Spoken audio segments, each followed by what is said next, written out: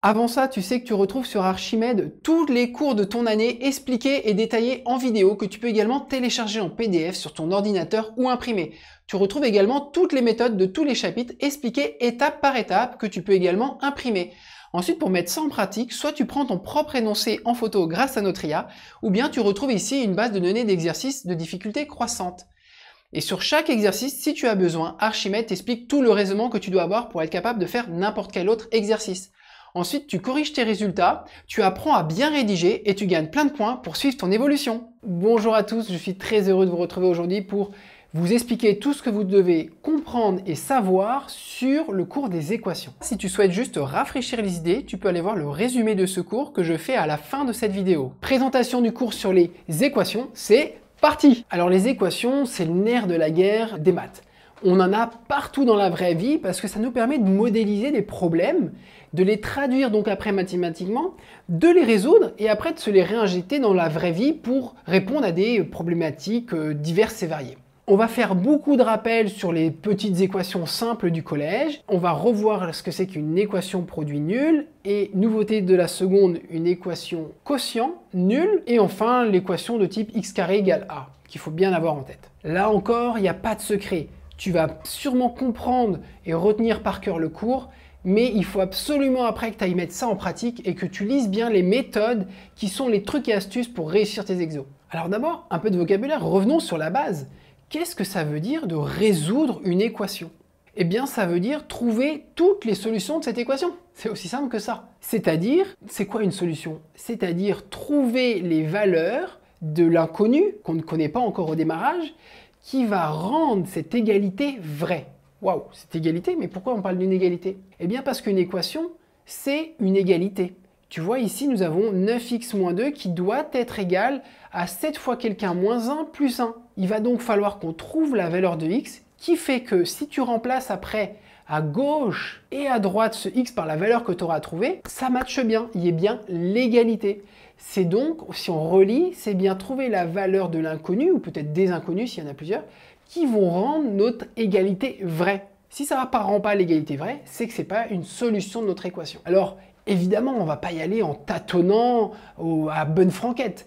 On va voir des techniques de calcul qui nous permettent d'isoler x, de trouver la valeur de x qui fait que l'égalité est vraie, et donc on dira que c'est bien une solution de l'équation. Alors déjà, commençons par des petites techniques qui nous permettent de manipuler des égalités. Si tu as une égalité de type a égale b, eh bien, tu conserves ton égalité si tu t'amuses à ajouter c à gauche et à droite. Pareil pour la soustraction. Si tu supprimes c à gauche et à droite, tu as toujours le droit de dire que c'est égal. L'image qu'il faut garder en tête, c'est qu'une égalité, c'est comme une balance qui est à l'équilibre. A égale B. Si tu viens ajouter la même chose sur ta balance à gauche et à droite, eh bien la balance, l'équilibre est conservé, l'égalité est conservée. Pareil si tu viens enlever la même quantité à gauche et à droite. Et pareil, on le voit juste après, si tu viens multiplier par la même chose à gauche et à droite, que ça soit par un nombre négatif ou un nombre positif, ça n'a pas d'importance. Et pareil, encore une fois, si tu viens diviser par le même nombre à gauche et à droite, à condition bien sûr de ne pas diviser par 0, puisqu'en maths, tu le sais, c'est interdit. Un peu de vocabulaire, 9x moins 2, on va dire que c'est le premier membre ou le membre de gauche, et puisqu'on a de l'autre côté de l'égalité, on va dire que c'est le second membre ou le membre de droite. Maintenant, on commence à voir les premières équations dites de référence très simples que tu sais résoudre sans aucun problème. La première, a plus x égale b, eh bien, quelle est ta solution? C'est b moins a. Comment on y est parvenu? Eh bien, ça fait travailler l'état d'esprit. On a supprimé à gauche et à droite a, donc on a le droit de le faire, hein, c'est l'égalité, la balance qui reste à l'équilibre. Et le fait de supprimer à gauche a, eh bien, on n'a plus de a. Il nous reste que x. Et il apparaît évidemment, si on supprime à gauche, on le supprime à droite, il va apparaître donc que x est égal à b moins a. Là voilà, on a réussi à isoler x, à connaître la valeur de x qui fait que ces solutions, c'est b-a. Même état d'esprit pour cette petite équation, a fois x égale b.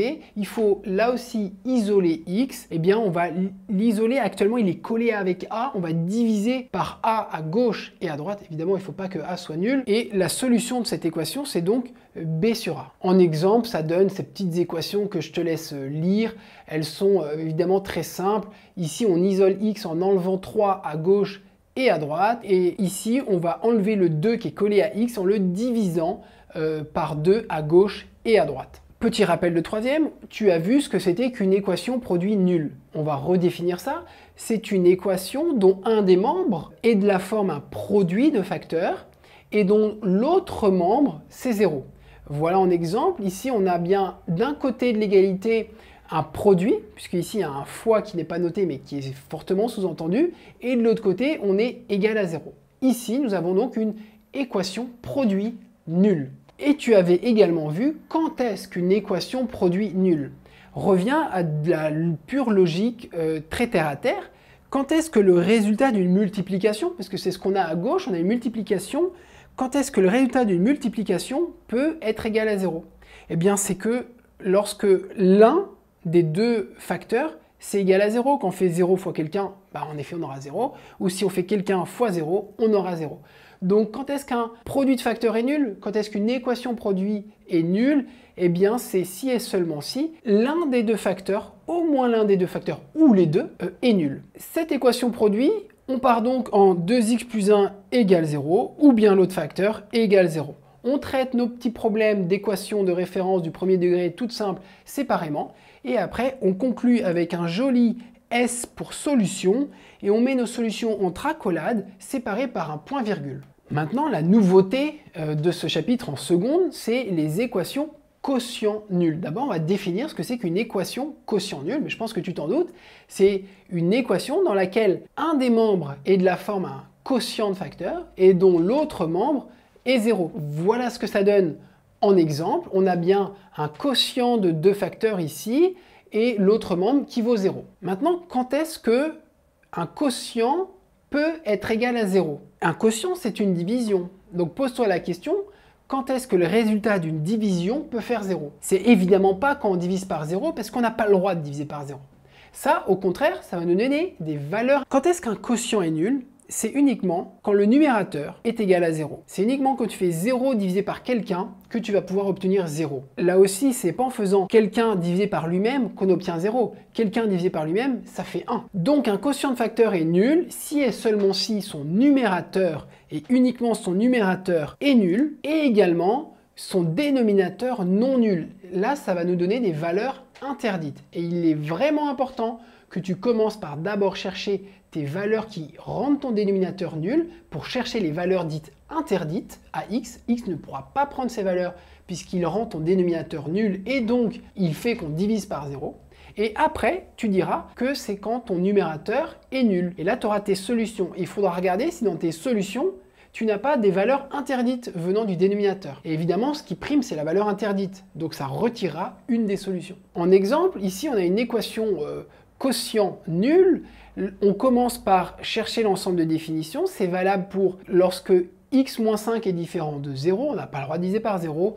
Et ça, c'est quand x vaut 5. Donc c'est pour ça qu'on dit que c'est R privé. Tu vois, on lui met un coup de scalpel, on lui enlève 5. Et on résout cette équation pour donc x différent de 5. C'est la même chose qui est dit différemment.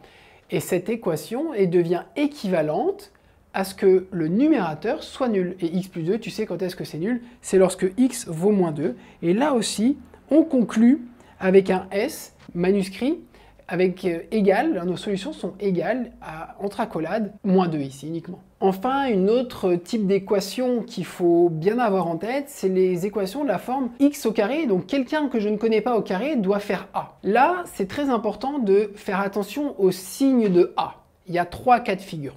3 comme ça. Parce que donc si a est positif, tu auras deux solutions qui sont x égale racine carrée de a ou x égale moins racine carrée de a. J'insiste sur le ou et pas le et, puisque en fait x ne pourra pas être égal à la fois à racine carrée de a et en même temps à un autre nombre. C'est bien ou, c'est soit j'ai ça, soit j'ai ça. Exception faite bien sûr pour 0. Si a égale 0, eh bien qui est-ce qui mis au carré peut faire 0? Il n'y a qu'une valeur, c'est 0, qu'une solution qui sera 0. Et si a est négatif, qui est-ce qui mis au carré est égal à un négatif? Personne. Donc c'est aucune solution, autrement dit l'ensemble vide. Je t'ai mis ici quelques petits exemples. Le premier est très simple et le deuxième, en fait, on n'a pas l'impression que c'est exactement ce que nous dit le grand 5, mais en fait, si. Évidemment, ici, il ne faut pas t'embarquer à vouloir développer ceci, parce que là, c'est mort, tu vas tomber dans un cul-de-sac. Ici, il faut reconnaître que finalement, on est de la forme, quelque chose que je ne connais pas au carré, qui doit être égal à 9. Ça veut dire que ce quelque chose doit être égal, étant donné que 9 est positif, à la racine carrée de 9, ou que ce quelque chose doit être égal à moins racine carrée de 9. Et ça te donne donc après deux petites équations très simples. Tu as juste à ajouter 2 à gauche et à droite, et tu trouveras tes solutions. Donc ce qu'il faut retenir, c'est qu'on n'a pas toujours quelque chose de forme juste x carré égale 16, mais parfois on peut avoir 2x moins 3 au carré qui doit être égal à 25. C'est quelque chose au carré, c'est ce quelque chose qui doit être égal à 5, ou ce quelque chose qui doit être égal à moins 5. C'est la fin de ce cours, on en fait un résumé. On a d'abord vu ce que c'était qu'une équation. C'est une égalité qui contient des nombres et pourquoi pas une ou plusieurs lettres qui représentent nos inconnus. Trouver les inconnus d'une équation, c'est trouver les nombres qui rendent cette égalité vraie. Donc dans les exercices, si on te demande de vérifier qu'un nombre est solution d'une équation, il faudra vraiment travailler séparément. Je calcule d'un côté, je vois combien ça fait, je calcule de l'autre, je vois combien ça fait, j'ai l'égalité, donc oui, c'est une solution. Ensuite, on a vu des petites règles très évidentes que tu maîtrises bien normalement, de transformation d'une égalité. On a le droit d'ajouter par un négatif ou un positif, qu'importe, à gauche et à droite, ça rend toujours l'égalité vraie. On a le droit de multiplier à gauche et à droite par un nombre positif ou négatif, peu importe, ça reste une égalité qui est toujours vraie.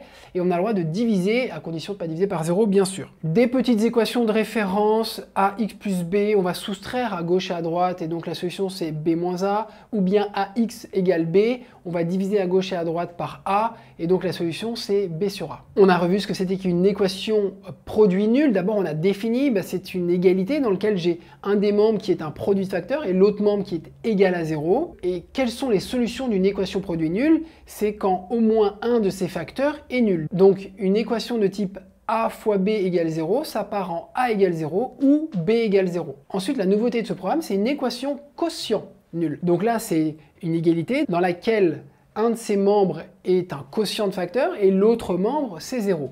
Quand est-ce qu'un quotient de facteur est nul? Eh bien, si et seulement si son numérateur est nul et son dénominateur, n'oublie pas, et son dénominateur non nul. Le dénominateur va t'apporter des valeurs interdites, ton numérateur va t'apporter des solutions.